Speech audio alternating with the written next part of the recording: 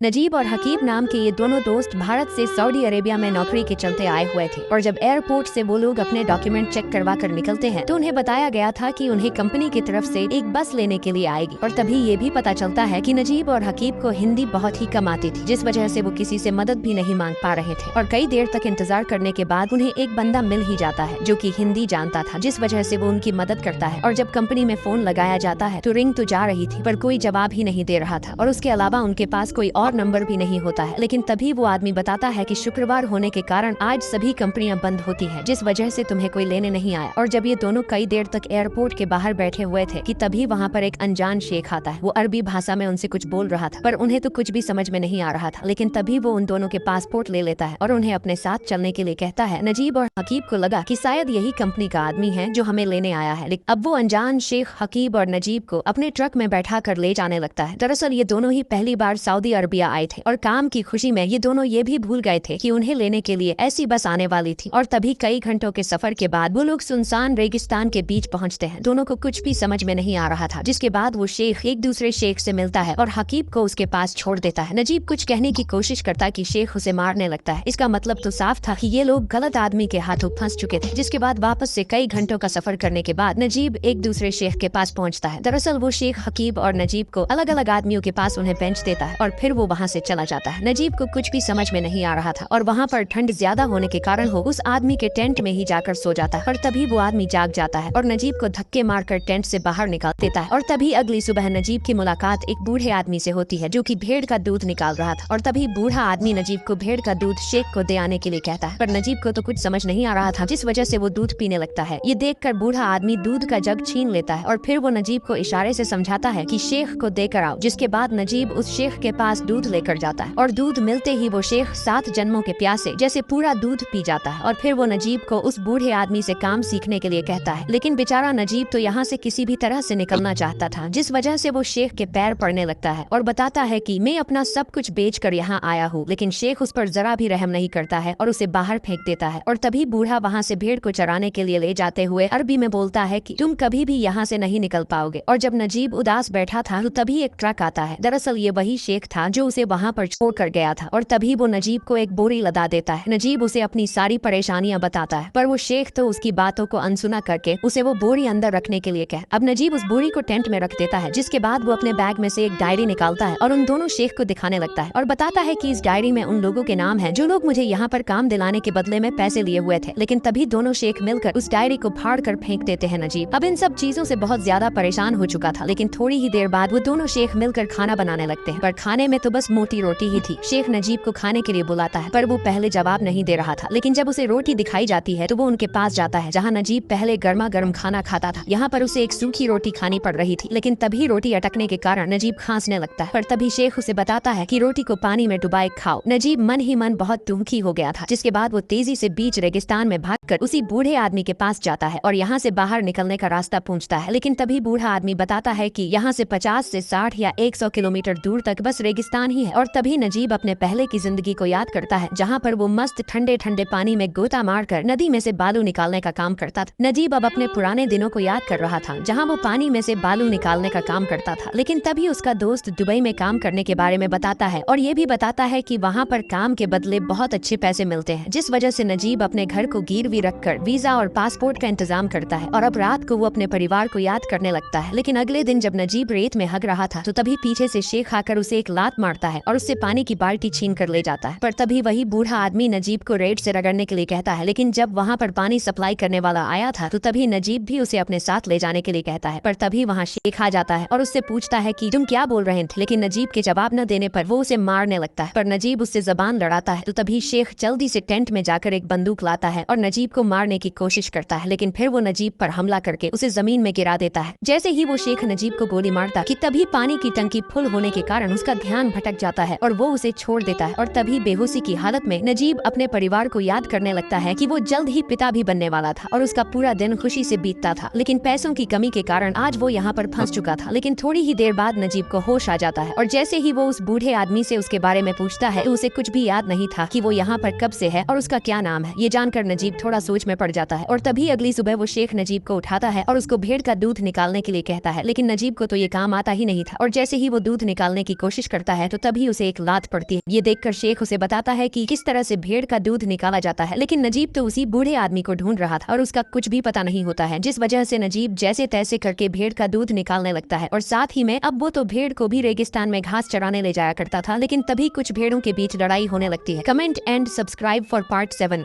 नजीब जब भेड़ों को घास चराने ले गया था तो तभी कुछ भेड़ों के बीच लड़ाई होने लगती है, जिस वजह से नजीब उनके बीच जाता है, लेकिन तभी एक भेड़ उसे जोर का टक्कर मारती है, जिस वजह से वो जमीन पर ढेर हो जाता है। लेकिन दूर से शेख सब कुछ देख रहा था और जैसे ही वो खड़ा होता है कि फिर से भेड़ उसे मारती है, लेकिन तभी वहाँ पर शेख आकर सभी भेड़ों को भगा देता है और नजीब को लात मार कर उठाने की कोशिश करता है। और तभी नजीब पानी मांग कर पीता है, लेकिन उसे एक घूंट से ज्यादा पानी शेख पीने नहीं देता है, जिसके बाद नजीब डंडे के सहारे धीरे धीरे चलने लगता है। लेकिन तभी एक प्यारी बकरी उसके पास आती है, मानो कि वो उसे अपना मालिक मान रही थी। और तभी वो बकरी सभी भेड़ बकरियों को आवाज देती है और अपने मालिक की बात मानने के लिए कहती है। ये देखकर नजीब का दिल भर जाता है और अब कई समय बाद जब नजीब खुद को एक शीशे में देखता है तो उसकी दाढ़ी बहुत ज्यादा बढ़ चुकी थी। लेकिन तभी शेख वो शीशा तोड़ देता है और काम पर ध्यान देने के लिए कहता है, लेकिन बाद में नजीब उस टूटे हुए कांच के टुकड़े से बाल काटने की कोशिश करता है। अब नजीब कांच के टुकड़े से बाल काटने की कोशिश कर रहा था, लेकिन बाल नहीं कट रहे थे। और तभी नजीब अपने परिवार और माँ को याद करते हुए रोने लगता है और उसकी ये हालत पर खुद को कोसने लगता है। लेकिन तभी वो वहाँ से हर हाल में भागने का सोचता है और जैसे ही वो हिम्मत जुटाकर वहाँ से भागने लगता है तो तभी अचानक नजीब सामने का भयानक मंजर देखकर चौंक जाता है, क्योंकि नीचे की ओर बहुत से गिद्ध एक डेड बॉडी को नोच रहे थे। ये देखकर नजीब उन पक्षियों के पास जाने लगता है और जैसे ही नजीब उन पक्षियों को हटाकर उस चीज के पास जाकर उसे ध्यान से देखता है तो वो उसी बूढ़े आदमी की लाश होती है जो कि उस रात को गायब हो गया था। ये देखकर नजीब बहुत दुखी हो जाता है, लेकिन तभी सभी गिद्ध का सब्र टूट जाता है और वो नजीब पर हमला करके उसे वहाँ से दूर जाने के लिए कहते हैं। ये देखकर नजीब समझ चुका था कि यहाँ से निकल पाना बहुत मुश्किल है और उसी शाम नजीब अपनी पत्नी के हाथ का बनाया हुआ अचार का आखिरी पीस खाते हुए वहाँ से किसी भी तरह निकलने का ठान लेता है, भले ही उसकी मौत क्यों न हो जाए। जिसके अगले ही दिन जब नजीब भेड़ों को चराने